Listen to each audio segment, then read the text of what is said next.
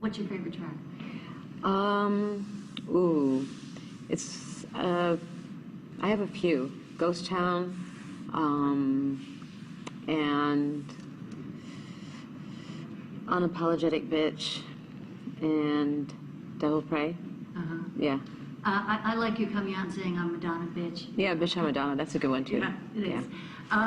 Tell me about working with Kanye and Tyson. I mean, you put a very kind of interesting, eclectic mix together. Mm-hmm. Thank you for not duetting with Tony Bennett. We'll just let's say. But go ahead. That would have been strange to add him to the whole. Yeah. Well, I mean, everything happened very organically. I didn't. First, I wrote all the songs, and then Mike Tyson came in after Iconic had been written, and I had found producers to work with, Dahi and Blood Diamonds, and then I said, okay, I would really love to have a guest feature, and I was thinking about different rappers, and I thought about Chance the Rapper, who's really at the very beginning of his career and who has an interesting take on life. But then I thought, who's really iconic and who's really like represents like somebody who has survived and really lived to tell a story, and who has evolved as a human being, and gone through many challenges, et cetera, and come out on top. So Mike Tyson came to mind, and he's a good guy. He really is. Yeah, I've gotten to know him. Yeah, he's cool. Him on next week. Yeah. Oh, awesome. Kanye, tell me about communing with him and pulling this together. Well, he definitely gave me lines. Yeah. Well, he came in as a more of an executive producer at the end when I'd written a lot of the songs, and he made comments and changed musical parts and rearranged stuff, and had an influence on the final product of a certain number of songs. And then we wrote. We would have done a lot more, but he didn't have time. We wrote one song together, and then I decided. He asked me if he could put it on his album, and I said, okay, you take this. And then we started writing another song, but we never finished it because we didn't have time. So, but it was fun, exciting, adventurous, crazy, wild. Yeah. A day in the life of Madonna. Exactly. Now, tell me about the teeth. I gotta ask. What is that?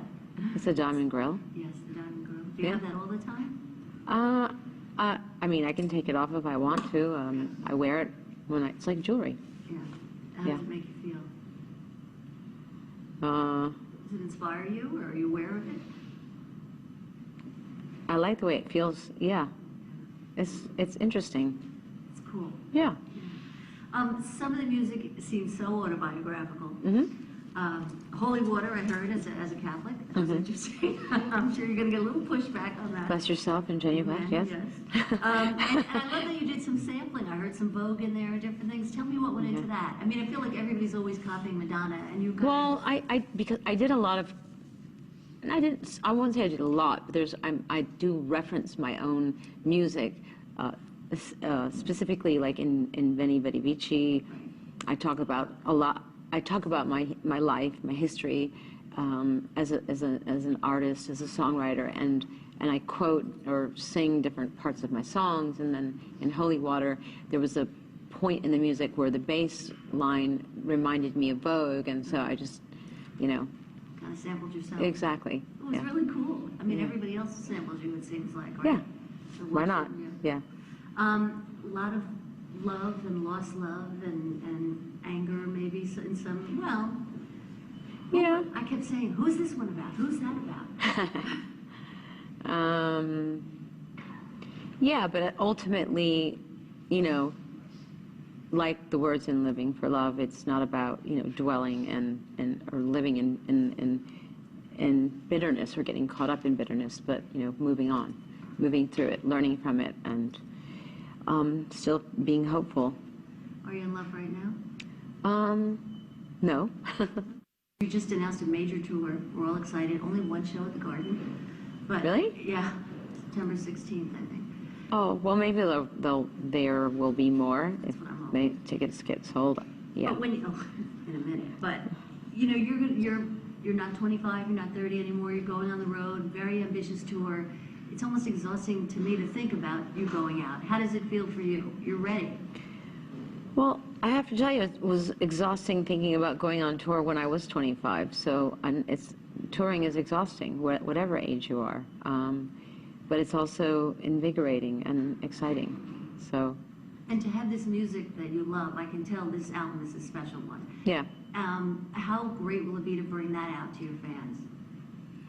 I'm excited to perform a lot of the songs. I really am. And to do different versions of them than even what we hear on the record right now. So. That's cool. The ageism bit. Do you feel that that's almost like the final frontier, that they can say that about women? I mean, I thought you made a very good point. You know, people get on Instagram and social media and say whatever the hell they want. Mm-hmm. I follow your official one. Yeah. Do you feel like they're taking advantage there? Like they just feel they can say whatever they want? I feel like it's a form of discrimination that still has not been dealt with, and it should be. I think it should be as verboten as making racist remarks or making homophobic remarks, judging somebody by their age. What's the difference? And it's largely a female. It is only a female thing. Which really sucks. Yeah, so it's sexist and it's ageist and it's bullshit. Let me ask you about the fall. I'm so upset to see you fall. Mm-hmm. That Armani cape. And then That darn Armani cape. that friggin' Armani cape. Yeah. Somebody came out and said, from Armani, and said, well, she was difficult to work with. Really? You didn't see that? No, I didn't. Oh. Why would they say that? Exactly, that's what I thought. Would they ever say that about a guy? I don't know. Yeah. I mean, I loved their costume that they made for me. It was fantastic. And you were so gracious about it. Yeah, I mean, it wasn't the cape's fault anyways. Now my baby's going to college next year. I only have one. I envy you. Oh. I think you said it felt like losing an arm when your daughter went to school. Yeah. Tell me, and has she come back? She's home for spring break. She's home right now, and I actually saw a picture of her with a nose ring in the paper today or something. yeah, it's nice to have her back. It's hard.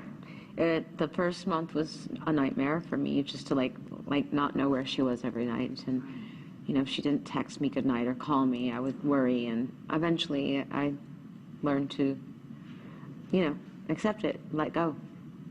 But I'm always so happy to see her. Does she behave when she comes home, or is she kind of over you? She just reminds me constantly that she's 18 and I can no longer tell her what to do. So I said, but I can still have an opinion. I also read where you talked about talking to your kids about drugs. Something I too have had to discuss with my daughter. Anybody in our age group, Yeah. your daughter went away to college, and you know, some of it is illegal, so they have to be careful of that. You don't want to deal with that. But what do you tell them? I mean, you have all different ages too. What do you say about drugs? What do you say about alcohol? And like with Lourdes going to school, what do you say about sex? Oh gosh, really? That's a loaded question. I mean, I'm not a fan of taking drugs, but I'm not going to tell my daughter not to do things. I'm just telling her to be careful. You know, a lot of really basic things. You know, never take a drink that you haven't seen somebody pour in front of you. You know, don't mix alcohol. Your basic, like, be safe, do everything in moderation. You know, that's it. That's all I can do. Right. And But you have you know, to say she's a something. singer, and I don't approve of smoking anything, cigarettes or weed. So just she knows how I feel about it, and she's gonna make her own decisions. Right, but Yeah. as a singer, you do have to be especially careful. Yeah, and she knows It's a that. gift. Yeah. Yeah. Yeah. What about sex? I mean, I'm dealing with this. My kid doesn't even have a boyfriend yet. She's probably going to a nanotechnology school where there's 50 kids and 45 of them are boys. Well, it's just the fact of life, isn't it? Somehow it's going to happen sometime. It happened to you, so it's going to happen to her, and you can't avoid it. So all you can do is, again, safe sex, have discussions about it, and encourage her to be open with you about it, and not judgmental, or you know, because then they won't feel like they can come to you and talk to you and ask you for your advice and stuff. Right. Now, that's one thing I always say. I'll tell you the truth. Just come to me. Yeah.